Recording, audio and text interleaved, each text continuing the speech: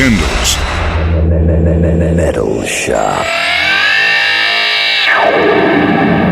This week on Metal Shop, we take our hats off to the actual voices of metal. The people who can make us laugh or cry with a single sound into a microphone.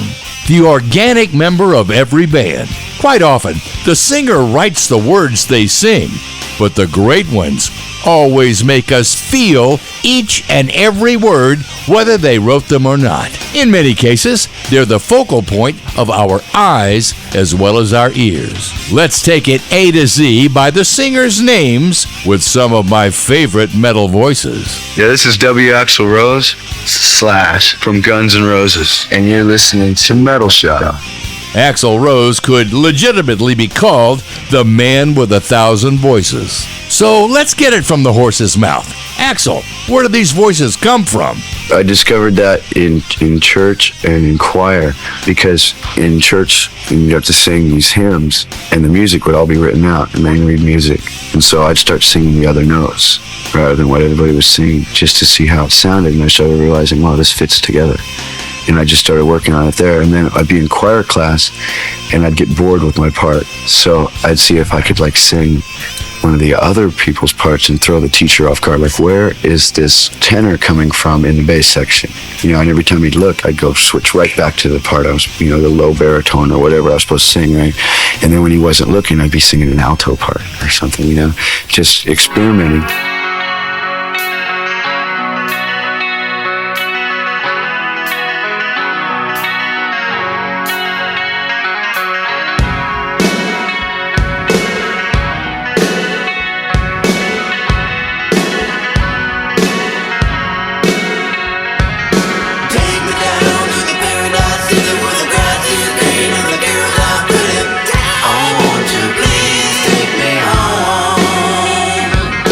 Take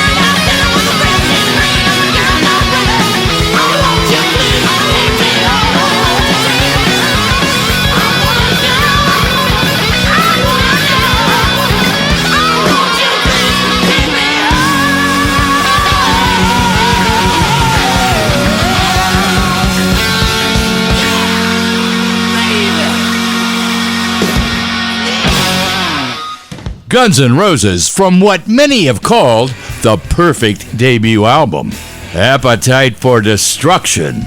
Metal Shop's fabulous foray into the frontmen of metal continues in mere moments. Guess who's coming up next? This is Angus Young and Brian Johnson of AC/DC on the Metal Shop. Metal Shop.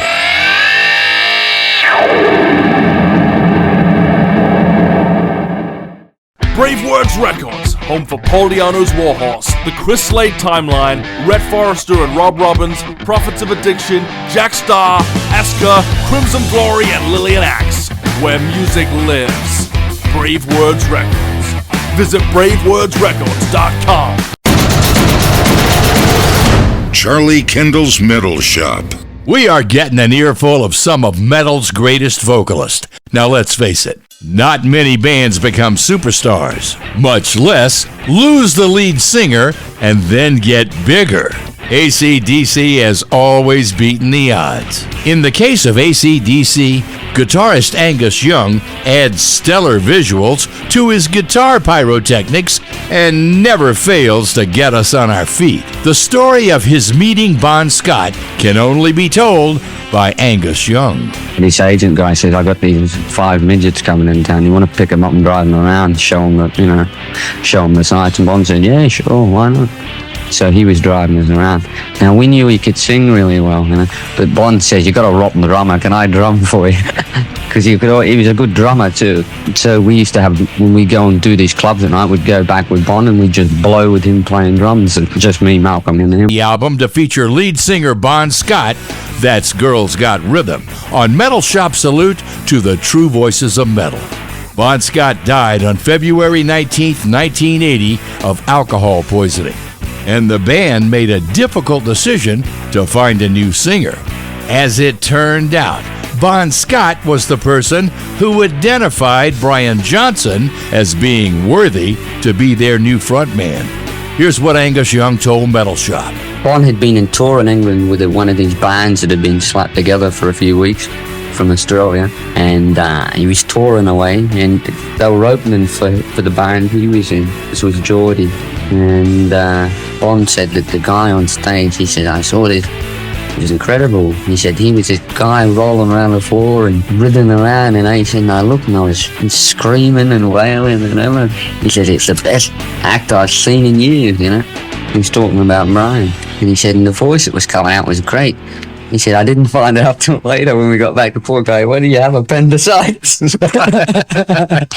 Now, despite the fears of fans and the record company, Back in Black was an overwhelming commercial and critical success.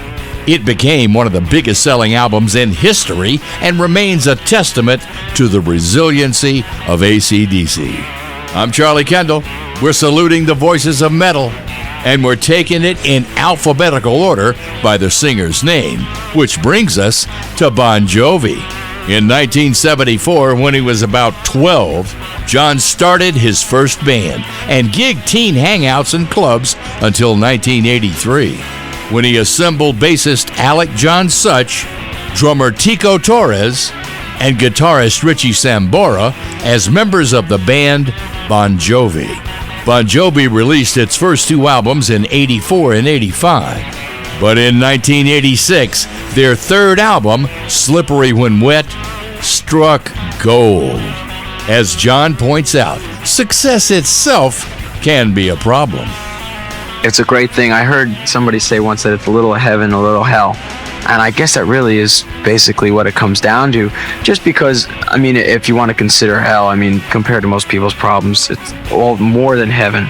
But, it is hard sometimes to look out your window without someone looking back at you or whatever, But there's a lot of great things because a lot of people care about you, and they're generally concerned, and they like your music, and that's really what it's all about, that exchange. Shot to the heart, and you're too late, darling. You give love a bad name.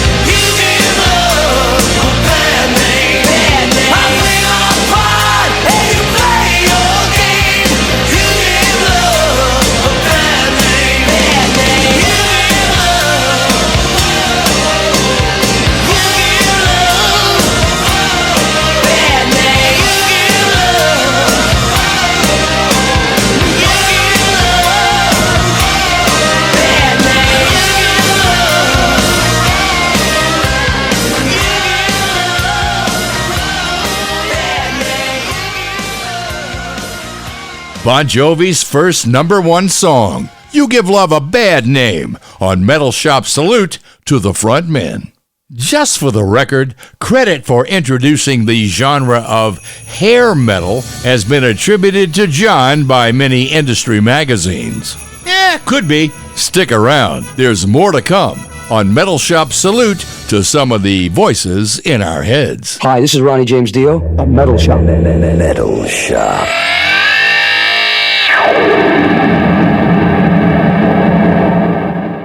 Jack Star's Out of the Darkness Part 2. Prepare for total devastation and exploding your stereo. A must-have. Jack Star's new album Out of the Darkness Part 2 is out April 25th worldwide on Bravewords Records. Visit bravewordsrecords.com. Charlie Kendall's Metal Shop. Our spotlight is on some of my favorite frontmen, with a career that's well known through his time with multi-platinum acts including Elf, Rainbow, Black Sabbath, and his own band Dio, and Heaven and Hell. Ronnie James Dio began his career in 1957 as a part of a band called the Vegas Kings. So it's like this. Richie Blackmore chose him to be in Rainbow. Black Sabbath chose him to replace Ozzy Osbourne. Dio attributed his powerful voice to the use of breathing techniques he learned while playing trumpet at age 5. He wrote songs about wizard, elves, witches, and warlocks. Songs about good versus evil, which allowed for vast interpretations and meanings. Dio painted musical pictures that transported listeners to other places and times with epic battles against creatures that wanted to eat your soul. Then there was the time he told Metal Shop about the rumors of his death.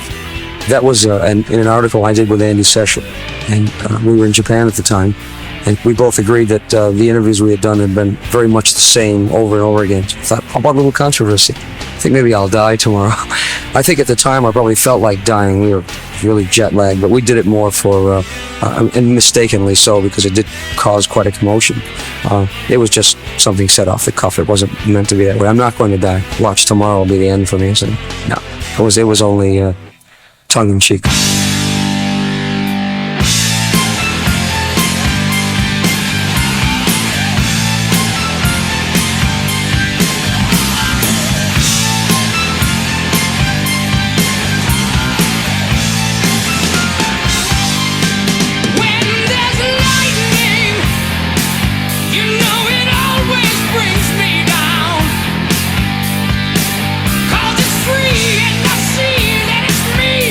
Who's alive?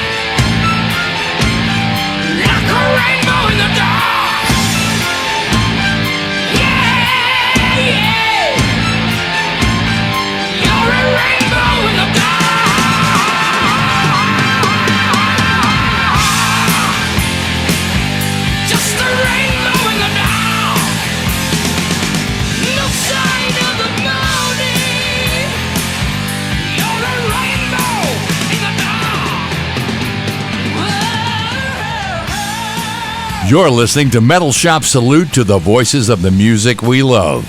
That was the voice of one of metal's absolute best, Ronnie James Dio, Rainbow in the Dark. Dio was filled with fire and fantasy. His stage prowess was gigantic, and he's credited with giving us the international metal handshake, the Devil Horns. Our A to Z of some of metal's greatest voices continues with one of the most memorable metal showmen of all time. David Lee Roth has entertained us for 3 tours with Van Halen, first from 1974 to 1985, a little while in 1996, and from 2006 to when they disbanded in 2020. His solo career was multi-platinum as well. He had a 1,000-watt smile that wouldn't quit, and he always made us grin right along with him. David Lee Roth pretty much set the standard for stage antics and vocal gymnastics in the 1980s. However, success has a price.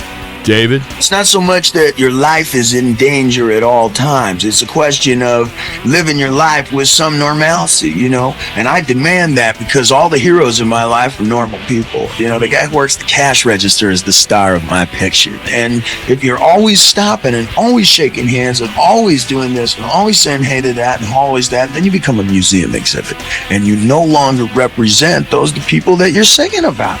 On top of that, I've had people try and kidnap my father. I've had people come climbing over the fences as well as crawling in through the back of the garage trying to get into the house. But when we camp out in a hotel, you got some 120 people in there. It's like raising a big flag that says, here is the circus. I mean, I hope it's a big flag.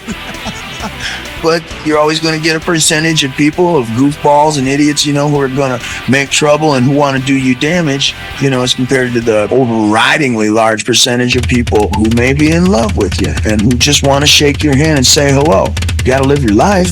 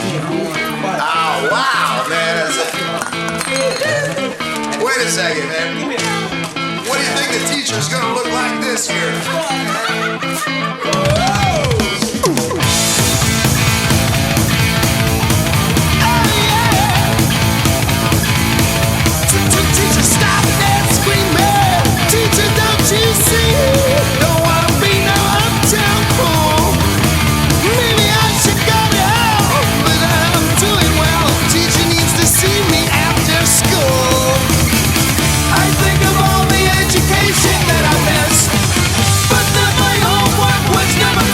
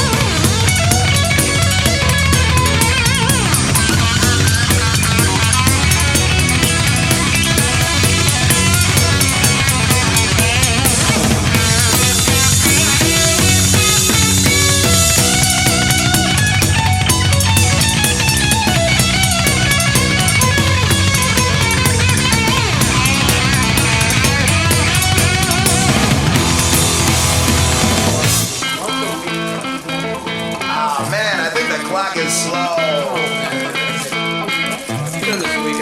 I don't feel dirty.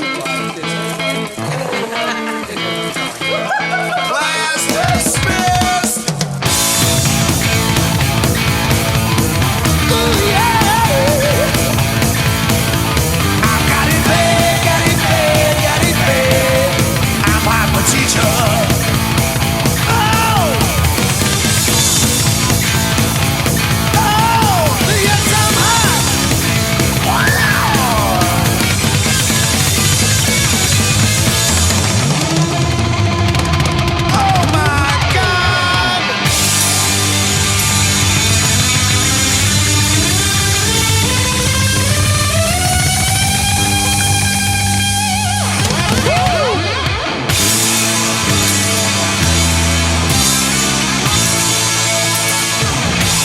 Van Halen and Hot for Teacher from their first #1 album, Jump. I'm Charlie Kendall, and this is Metal Shop's salute to the front men. For those who criticize him, David Lee Roth's voice is like it is today because he left it all on stage every night back then. I mean, damn, he was magnificent. Our Metal Voices A to Z continues with the man who gets the most credit for originating heavy metal, Ozzy Osbourne. Here's Black Sabbath's Tony Iommi with the tale of meeting the Prince of Darkness while the Prince was still a teenager. Well, actually, we went into the music shop in Birmingham and there was an advert saying Ozzy Zig requires gig. And I said to Bill, I know an Ozzy, but it can't be him. He can't sing. I didn't even think he would sing or anything, you know. I'd never heard it. So anyway, sure enough, we go round to his house, followed the advert, knocked on the door. His mum came to the door and we said, we'll come about the advert. And she said, oh, John, it's for you. So he come up and I'm seeing him walk up the hall. I said to Bill, forget it. And then 2 days later, Ozzy came round to my house because I lived not that far from where he lived. We all lived in the same sort of area. So he came round with Geezer to my house. And we had a shop. My mother and father had a shop at that point. And so they came round and said, do you know any drummers? I said, well, yeah, and Bill was a drummer. And Bill said, I'm not doing anything. He said, oh, unless we all go together. I said, we're sticking together. So we decided to get together and give it a go. And what a row it was. I mean, it was absolutely horrible. Before that fateful meeting with Tony Iommi that spawned Black Sabbath, Ozzy Osbourne worked construction, did plumbing, and worked in a slaughterhouse. At age 17, he got caught stealing clothes and couldn't pay the fine. His dad wouldn't pay it either. So, he spent 6 weeks in a juvenile prison. No matter, Ozzy Osbourne's dreams all came true. Well, we came to America, and I mean, we were instantly a success. And it's just, I'm looking back, it was like one incredible adventure. My life has been one incredible adventure. From being one level in life, going back, to then all of a sudden having a car, having a flying first class, doing all this exciting stuff. And I mean, it was just like a dream come true. Well, it was a dream come true, you know.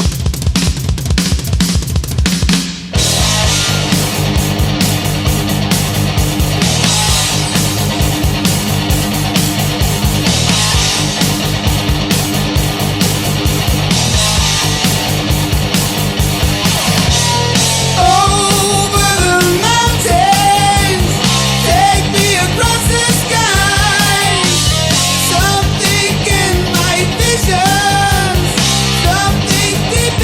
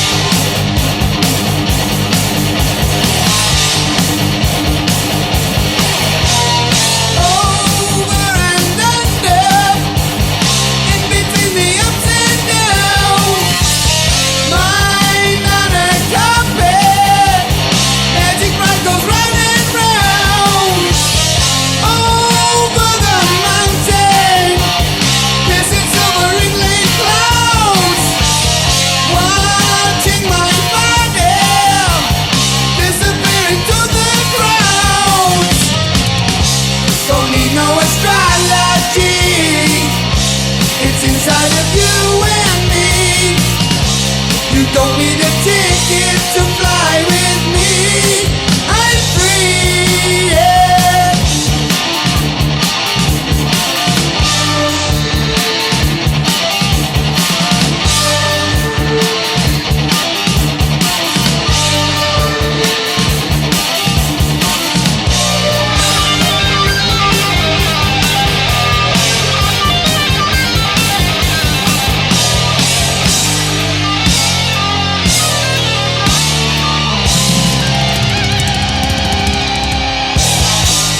Ozzy and Randy with Over the Mountain from 1981's Diary of a Madman.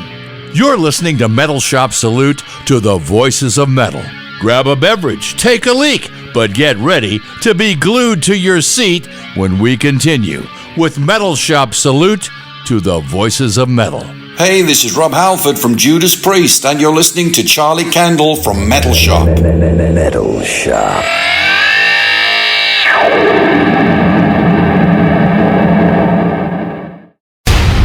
Charlie Kendall's Metal Shop. Welcome back. I'm the Butcher, Charlie Kendall.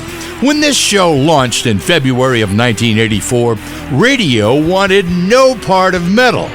Same for the radio networks and syndication companies. Josh Feigenbaum owned MJI Broadcasting and was willing to check out the scene. So Metal Shop's first producer, John McGann, took him to see Judas Priest at Madison Square Garden in New York City. It was a sold-out show, and Josh Feigenbaum was sold on Metal Shop. John McGann was an incredibly smart person. He brought a tape recorder with him that night and got some reactions from the crowd that ran on the first few shows. Heavy metal is loud, angry, rock and roll. Spikes, leather, chains. Awesome. Hard driving rock and roll and keeps you going. Judas Priest, Sabbath, Iron Maiden, and AC/DC. Puts a tingle down my spine. A lot of noise. Heavy metal makes my blood curdle. Makes it go wild. I love it. Thanks to the showmanship of Rob Halford and the impeccable performance of Judas Priest, Metal Shop arrived and is still here today. Here's Rob talking about the evolution of metal. It has become more sophisticated through studio and through equipment. That's the area that it's really developed. Apart from that, I would say it's become, it has changed in the respect that we try to do, especially from just to really try and make it very melodic. And since British Steel, a lot of bands have taken a leaf out of our book and gone in that direction as well. Even though Judas Priest could not be there for Ozzy's big send-off at their home territory, Judas Priest recorded this one as a salute to Ozzy Osbourne. Here's War Pigs on Metal Shop.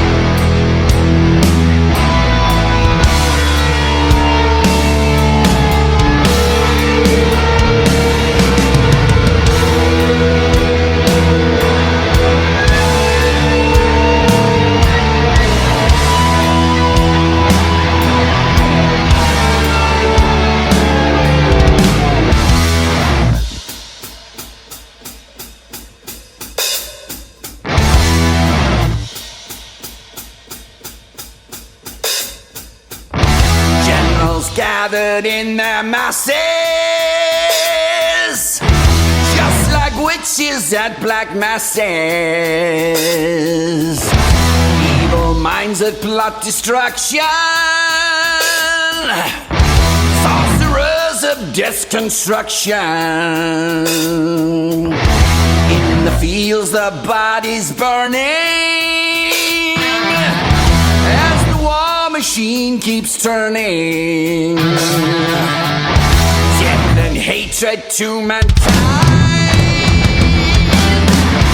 poisoning their brainwashed minds. Oh Lord, yeah.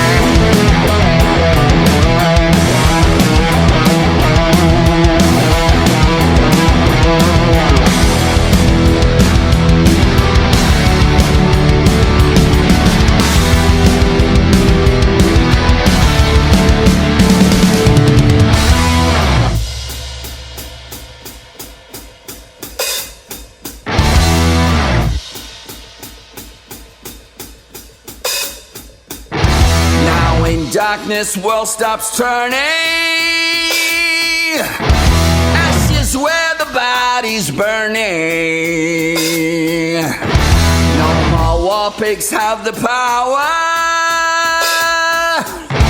Hand of God has struck the hour. Day of judgment, God is calling. On their knees, the war pigs crawling,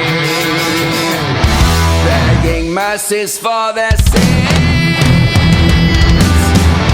Satan laughing spreads his wings. Oh Lord, yeah!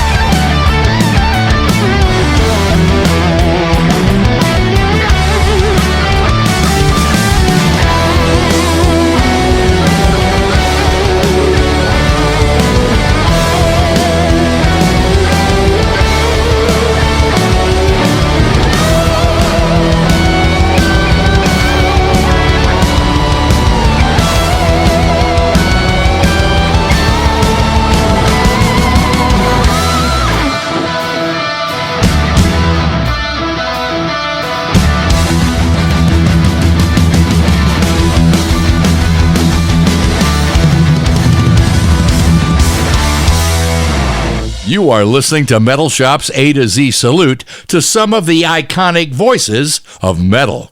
I am the Butcher Charlie Kendall, and we've arrived at the place where in 1973, my first gold record came from Aerosmith. Charlie Kendall! Steven Tyler calling. Steven Tyler has always been a certified rock star. His vocal abilities have always been unique, distinctive, and captivating. His stage presence, always a whirling dervish. His voice at the Back to the Beginning concert was fantastic. Like many other stars from music, stage, and screen, Tyler has always gotten his inspiration where he could find it. But bongos? Really? Oh, flesh bongos. Flesh bongos are the buttocks of young female strippers in Vancouver. God needs strangers woman. Believe me, this chick's no cinch. But I really get her going. And I give me my big 10-inch. Red band that plays the blues. Well, a band that plays the blues. She just loves my big 10-inch. Record of her favorite blues. No, no, no.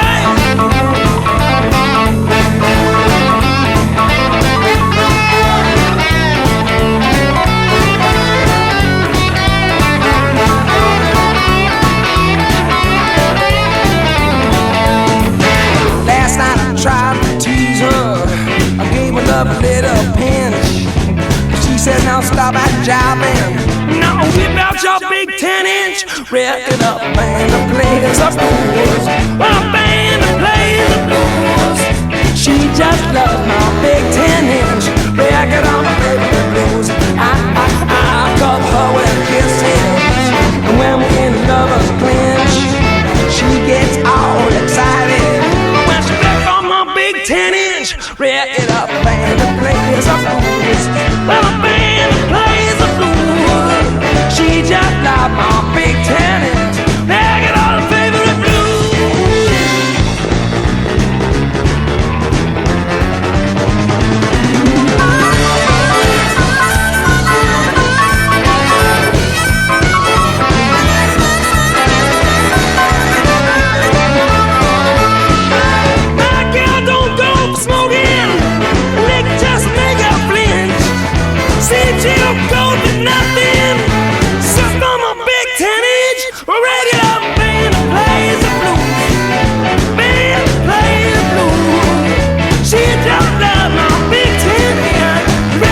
Favorite blues.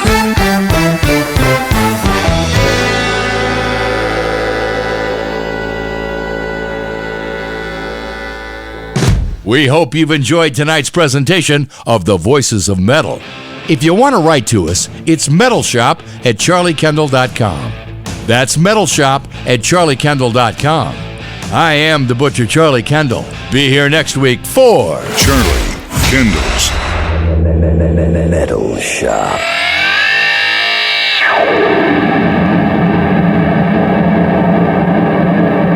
the only show with teeth.